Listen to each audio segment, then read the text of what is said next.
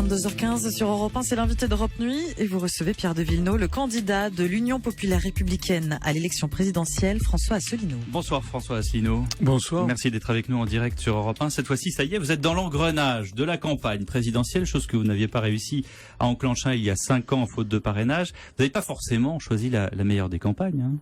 Pourquoi ? Les affaires, le climat détestable. Ah oui, vous voulez dire la campagne des autres. Vous savez, moi je m'occupe pas trop des autres candidats. Moi j'essaye de hausser le niveau de la campagne. D'ailleurs, je pense que les journalistes m'ont découvert à l'occasion de cette campagne, et de plus en plus. Ils ont découvert notamment que le samedi dernier, le 25 mars, nous avons réuni quand même 6500 personnes. Je dis bien 6500. Il y avait 5500 chaises qui étaient toutes pleines et il y avait en plus de ça plusieurs centaines d'autres personnes ailleurs. 6500 personnes porte de la Villette, dans un endroit où le Parti socialiste pour la Belle Alliance populaire le 3 décembre dernier avait eu à peu près 2200 personnes. C'est-à-dire qu'on a réuni 3 fois plus que le Parti socialiste. Alors, vous dites juste, présentez-vous François Asselineau. On vous connaît pas. Qui êtes-vous? On dit de vous que vous êtes ni de gauche, ni de droite, souverainiste, villieriste, complotiste. Je ne suis pas villieriste. J'ai rencontré M. De Villiers une fois dans ma vie. En fait, je suis un haut fonctionnaire d'origine. J'ai été dans les allées du pouvoir et même au cœur du pouvoir, puisque j'étais dans des cabinets ministériels dans le gouvernement Balladur, auprès du ministre de l'Industrie et du Commerce extérieur. C'était sous la cohabitation avec François Mitterrand. Et puis j'ai été notamment auprès du ministre des Affaires étrangères, M. de Charette, dans le gouvernement Juppé II, sous Jacques Chirac. Ensuite, j'ai été nommé délégué général à l'intelligence économique à Bercy, parce que en général, les gens qui ont travaillé avec moi et mes supérieurs hiérarchiques et des ministres ont considéré que j'avais une capacité d'analyse significative, une capacité de voir loin, de voir à l'avance les événements qui allaient se produire. Alors ce qui s'est passé, c'est qu'après ce passage en cabinet ministériel, j'ai acquis la conviction que la France allait dans le mur et que en réalité les Français ne s'en rendent pas compte, mais nous sommes dirigés par des élus qui n'ont pas le vrai pouvoir. Tous les vrais pouvoirs émanent de 3 institutions: la Commission européenne à Bruxelles, qui applique des traités européens auquel, par l'intermédiaire de ces traités, on a retiré aux Français leur pouvoir souverain dans de très nombreux domaines. Ça, vous n'êtes pas le seul à le dire. C'est vrai. La Banque centrale européenne à Francfort, qui gère l'euro et qui fixe notamment la politique monétaire, budgétaire. Et puis l'OTAN, depuis Washington, qui fixe notre politique en matière diplomatique et militaire. Alors vous avez raison, Madame Le Pen, Monsieur Mélenchon, Monsieur Dupont-Aignan le disent. Mais la différence entre ces 3 personnalités et moi, c'est que moi je vais au fond des choses, comme disait Charles de Gaulle, et j'en tire les conséquences. Les conséquences, c'est quoi? Eh bien, c'est qu'il faut arrêter de proposer, comme ils le font eux, de renégocier les traités, parce que les traités, ça se renégocie à l'unanimité des États membres. C'est-à-dire qu'il faut 28 gouvernements et ensuite 28 peuples pour changer une virgule. Et si les traités sont comme ils sont, si l'Europe est comme elle est, ça n'est pas par inadvertance. C'est parce qu'il y a eu 60 ans de négociations, de marathon à Bruxelles, de crise de la dernière chance, etc., etc. Et donc, en fait, tous les États ont été obligés de céder des éléments très importants de leurs intérêts nationaux. Mais ça veut dire que l'idée de l'Europe au départ, celle des années 50, elle était bonne ou pas du tout? Écoutez, elle a eu des effets positifs. Moi, la première fois que j'ai voté, vous savez, j'étais étudiant à HEC, j'avais voté pour la liste de l'UDF en 1979 pour les premières élections européennes. J'étais un Européen convaincu, comme on dit. Mais ce que j'ai découvert, c'est qu'en réalité, c'est une utopie qui ne peut pas fonctionner parce qu'il n'y a pas de peuple européen. Donc on a des politiques qui sont imposées et qui, en fait, je suis désolé de le dire, mais virent à la dictature. Pourquoi vous dites qu'il n'y a pas de peuple européen? Parce que c'est vrai. Mais comment est-ce que vous le ressentez? Comment est-ce que vous l'argumentez? Allez dire, par exemple, allez vous balader en ce moment en Grèce et demandez aux Grecs s'ils forment le même peuple que les Allemands. Vous allez voir comment vous allez être reçus. Là, vous prenez 2 extrêmes. Oui, évidemment. ou allez demander aux Polonais ce qu'ils pensent des Allemands. C'est-à-dire que moi, je suis pour la paix des ménages, je suis pour la paix dans le monde, et je suis notamment pour le règne du droit international et de l'Organisation des Nations Unies. Moi, je ne veux pas sortir des Nations Unies, je veux rester et même approfondir le pouvoir de l'ONU. Je veux, en revanche, forcer des peuples à avoir, comme c'est actuellement le cas, la même monnaie. Cette affaire d'euro, vous savez, va finir par exploser. C'est pas moi qui le dis. Vous avez beaucoup de prix Nobel d'économie qui le disent. Va finir par exploser dans un feu d'artifice général. En ce moment, c'est en train d'entraîner la Grèce, l'Italie, l'Espagne et le Portugal à la ruine et les Français à l'appauvrissement massif. Donc voilà. Vous dites le Frexit, la fin de l'Union européenne, la fin de l'euro, la fin de l'OTAN. pas la fin de l'OTAN nécessairement. Moi, je propose que les Français sortent de l'OTAN. Je suis le seul candidat. Parce que Madame Le Pen, par exemple, ou Monsieur Dupont-Aignan proposent de sortir du commandement militaire intégré. Mais le problème, c'est que les traités européens, l'article 42, pour être précis, du traité de l'Union européenne, place la diplomatie, la politique étrangère et de sécurité commune de l'Union européenne sous la tutelle de l'Alliance Atlantique, sous la tutelle de l'OTAN. Moi, je veux que les Français retrouvent leur souveraineté, leur indépendance nationale, c'est-à-dire, comme disait Charles de Gaulle, l'indépendance nationale, c'était synonyme de démocratie. La France, étymologiquement, ça veut dire le pays des hommes libres. France, c'est ça que ça veut dire. Et je me permets de souligner, je l'ai déjà dit ailleurs, actuellement, on se trompe d'élection. Actuellement, les débats, les responsables politiques font comme si nous étions pour les élections législatives qui vont arriver au mois de mai. Pourquoi vous dites ça ? Parce que les élections législatives, qui auront lieu en mai-juin, auront pour objectif d'avoir une majorité à l'Assemblée nationale, d'où sortira un gouvernement qui appliquera une politique en matière économique, sociale, de santé, d'éducation, etc. Enfin, il vaut mieux avoir un président qui puisse gouverner. Oui, mais attendez, le président de la République, il a d'autres pouvoirs que le Premier ministre. Nous ne sommes pas aux États-Unis. Aux États-Unis, il n'y a pas de Premier ministre.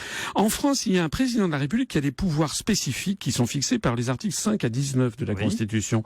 Et l'article 5 est formel. Le président de la République doit être un arbitre. Il assure par son arbitrage le fonctionnement régulier des pouvoirs publics. Il est aussi la clé de voûte de la nation. Vous savez très bien pourquoi est-ce qu'on a renforcé les rôles du président. Attendez, et le président de la République, c'est l'article 5, qui est un article essentiel.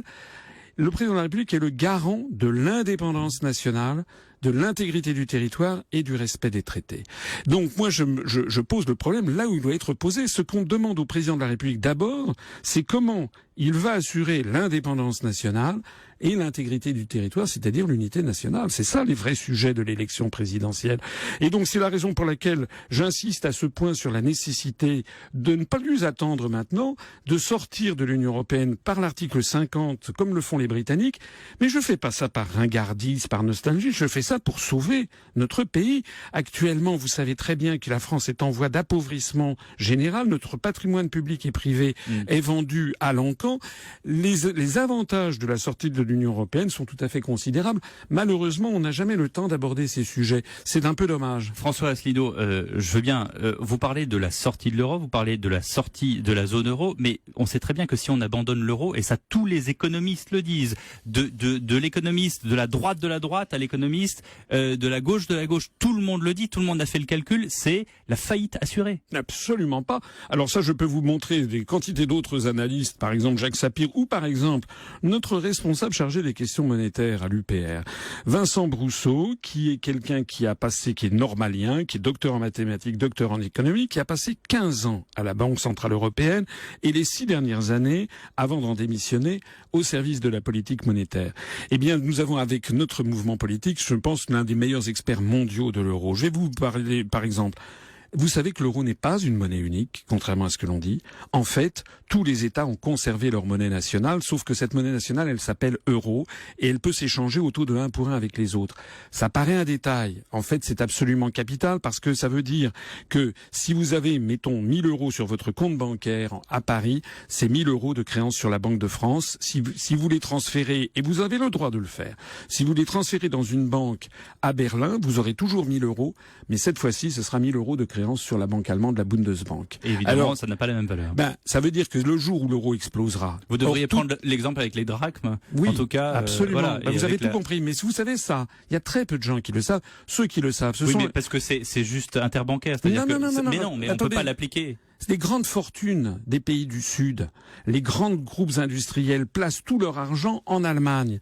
Et c'est la raison pour laquelle l'euro va finir par exploser, puisque l'euro est une espèce de malade. La zone euro, c'est comme un malade qui aurait une maladie inconnue, une maladie orpheline, où le sang remonterait tout le temps à la tête et les membres seraient tout le temps glacés. On injecte des liquidités dans les pays du Sud, ils reviennent très rapidement se placer en Allemagne. L'Allemagne, la Bundesbank a vu arriver à l'actif de son bilan plus de de 800 milliards d'euros de créances sur les banques centrales des pays du Sud. François Les Asselineau. Allemands veulent sortir de l'euro et vous allez voir ce qui va se passer dans les mois et les années qui viennent. François Asselineau, on vous réinvitera à ce moment-là, ou peut-être que vous serez déjà président de la République. On vous entend rarement sur les retraites, sur les impôts. On a entendu les retraités là dans le journal de 22 heures qui disaient voilà, on n'a pas assez, on est grands-parents. S'agissant des retraites, premièrement, j'ai pris l'engagement dans mon programme de constitutionnaliser le principe des retraites par répartition, parce que je ne veux pas qu'on joue les retraites à la bourse des gens. Et deuxièmement, je veux qu'on assure un minimum absolu de retraite pour sauver de nombreux Français, notamment en zones rurales, qui sombrent dans l'indigence. Donc je pense qu'il faut qu'il y ait, d'ailleurs on l'apprenait, vous avez raison, ces jours-ci, qu'il y aurait plus d'1 million de personnes qui sont sous le seuil de pauvreté. Moi, je ne veux pas qu'il y ait des anciens, nous seniors, qui soient en dessous du seuil de pauvreté. Il faut qu'il y ait un minimum mensuel de retraite qui soit servi à tous les Français, quelle que soit la durée de cotisation, qui devrait être aux alentours de 900 à 1000 euros par mois. François Asselineau, pourquoi nationaliser EDF, GDF, La Poste, la SNCF, Engie, Orange, les autoroutes, l'AFP, TF1 ? Là, c'est plus Mitterrand, c'est Brejnev. Non, pas du tout. Il s'agit, le programme commun de la gauche allait beaucoup plus loin. Dans toute la liste que vous avez citée, la grande majorité sont encore nationalisées. EDF, GDF, etc. sont encore très largement nationalisées. La SNCF aussi, la Poste également. Quand on lit ça, on a l'impression que vous voulez nationaliser à 100%. Non. Il s'agit de les garder dans le giron public. Et si je le dis, c'est parce que beaucoup de Français, et la majorité, je pense, en tout cas des Français, souhaitent à conserver des grands services publics à la française parce qu'ils estiment que l'État doit assurer la justice et l'égalité sociale entre les Français. Alors, c'est vrai que j'y ajoute TF1, parce que Pourquoi TF1 TF1 était une entreprise publique, vous savez, sous Mitterrand. Oui. Elle a été privatisée avec un cahier des charges culturelles qui n'a jamais été rempli. Et vous savez, il n'y a pas besoin de parler de Brejnev. Regardez les Royaumes-Unis ou le Japon. BBC One ou la NHK sont des sociétés, les premières chaînes de télévision. Il y a France Télévisions. Oui, mais moi je ne veux pas nationaliser iTélé, enfin CNews, BFM TV, etc. Mais TF1 c'est un cas très particulier parce que c'est la chaîne la plus regardée des Français. Je ne souhaite pas que TF1 soit possédée par des intérêts privés. Je veux faire de cette chaîne de télévision. Peut-être qu'elle sera plus aussi regardée le jour où elle sera plus oui, mais justement, moi je veux en train de diffuser les programmes qu'elle diffuse. Mais je voudrais faire de cette chaîne de télévision une chaîne de télévision interactive où les Français puissent choisir les programmes qu'ils veulent, également aussi les responsables politiques qu'ils voudraient voir, et puis aussi quel est un rôle culturel d'ouverture d'esprit sur l'ensemble des civilisations du monde et pas uniquement des séries américaines. Merci beaucoup François Asselineau d'avoir été en direct sur Europe 1. Merci à vous.